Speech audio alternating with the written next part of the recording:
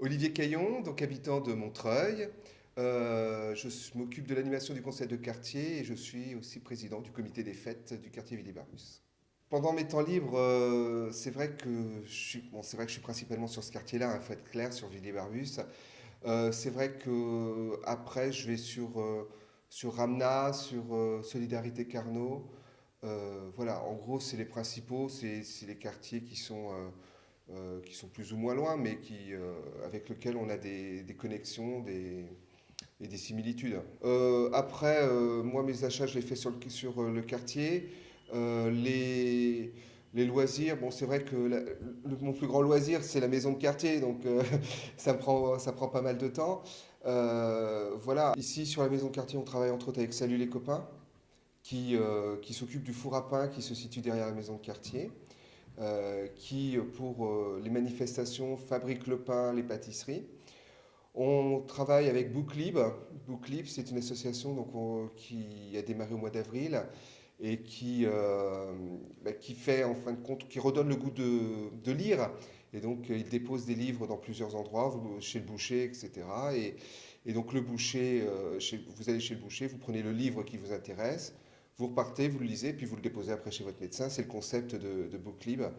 Et puis après, bon, bah, c'est vrai qu'on travaille aussi avec, je dirais que c'est plutôt de l'échange. On échange plutôt avec le comité des fêtes Solidarité Carnot, sur les Ramna, aussi on a travaillé avec ADN qui est sur l'ANOU. Voilà, et puis le réseau s'étend au fur et à mesure des besoins. C'est vrai que on reste pas fermé et il faut au contraire partager avec les différents quartiers de la ville. Donc moi, là, je parlais d'abord de la partie comité des fêtes. Le comité des fêtes sur 2011, c'est 4 animations sur le quartier. Une fête de quartier avec à peu près 5000 personnes qui passent sur le secteur. Donc c'est vrai que ça permet aussi une rencontre.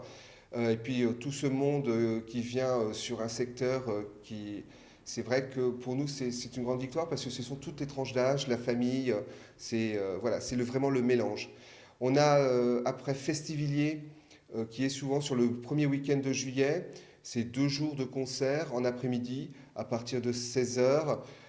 Cette année, sur le vendredi, on a fait plutôt un tremplin jeune. Puis on a lancé le troisième défi au mois d'octobre, c'était le 15 octobre. Ça s'est passé donc sur le week-end des ateliers d'artistes.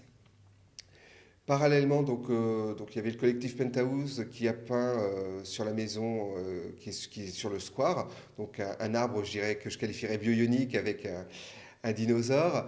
Et puis, donc, dans la maison de quartier, il y avait aussi des artistes qui exposaient. Parallèlement, on a monté une guinguette entièrement couverte, 200 mètres carrés de couvert, avec une piste de danse de 50 mètres carrés. On était 120 personnes à peu près le soir. 120 personnes à qui nous avons servi un vrai repas, qui est du chèvre chaud, un bœuf bourguignon et une omelette norvégienne. Tout ça est fait maison. Il n'y a rien eu d'acheté, de surgelé, etc. Tout a été fait sur place. Les personnes qui étaient présentes sont reparties heureuses et nous disant en plus, bah, vous recommencez dans 3 mois. Alors c'est vrai qu'au niveau de l'infrastructure, parce qu'on compte beaucoup sur les bénévoles, c'est un peu difficile, mais pourquoi pas l'année prochaine. Alors, au niveau des financements, il faut savoir que la fête de quartier est notre principale source de revenus. On est aidé aussi par l'antenne de secteur dans le cadre des animations où ils ont une enveloppe qu'ils nous détachent de façon à pouvoir pas payer parce que donner un petit montant aux artistes qui sont venus. Voilà, mais sinon c'est notre principale source de revenus, c'est la fête de quartier qui fait qu'on arrive à mener tout à bien toutes ces activités. Alors, l'information, donc c'est vrai qu'elle est diffusée par le service communication de la ville de Montreuil, du fait que la ville nous fait les affiches. Les affiches sont mises dans les panneaux de co et dans différents. Nous, on diffuse dans les magasins, dans la rue. Après, on a sur Internet et puis après le bouche à oreille. Donc, c'est vrai qu'on diffuse l'email. Il faut savoir que comme nos manifestations se font quasiment toujours aux mêmes dates, beaucoup d'habitants ont pris rendez-vous sur la date. À Montreuil, la culture est quand même importante. Vous avez les théâtres, vous avez, il y a des événements quasiment toutes les semaines et tous les jours sur Montreuil. Dans Les- tous les quartiers? Pas dans tous les quartiers, mais ça tourne. Déjà, il y a beaucoup en centre-ville, hein. Bon, après, il y a le théâtre Berthelot, le théâtre des Roches, il y a le centre d'art dramatique, c'est ça, d'art dramatique.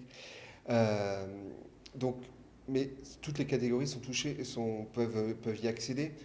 Il y a le cinéma aussi à Méliès, ce qui est Croix de Chavaux qui va basculer dans Cœur de Ville. Euh, L'offre est importante sur Montreuil. Après, on le voit aussi avec les ateliers d'artistes, entre autres là, il y avait sur le week-end du 15 octobre. Euh, Quand on regarde la brochure des ateliers d'artistes, c'est des centaines d'artistes qui sont sur Montreuil.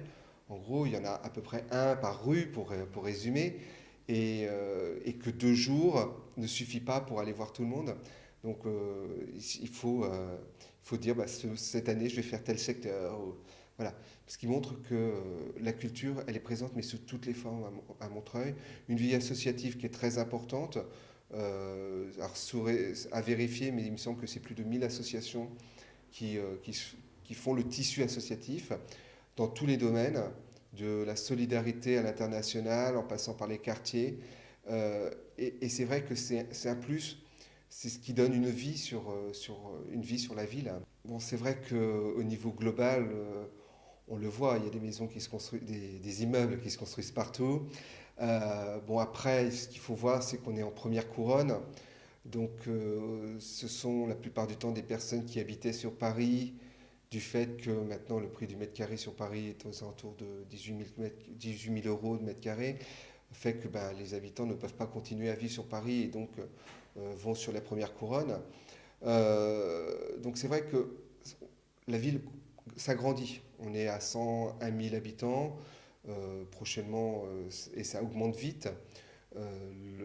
Et donc c'est vrai que la difficulté quand une ville croît énormément, c'est de mettre en face les services qui correspondent. Donc un des problèmes de Montreuil, c'est que les écoles sont en saturation. Donc c'est vrai qu'il y en a une qui va ouvrir normalement 2013, 2012-2013, 2013. Mais il faudra en construire d'autres parce qu'il y a un besoin. Il y a aussi des besoins de salles de convivialité, de façon à ce que les personnes puissent se retrouver, se rencontrer, partager des moments importants pour eux.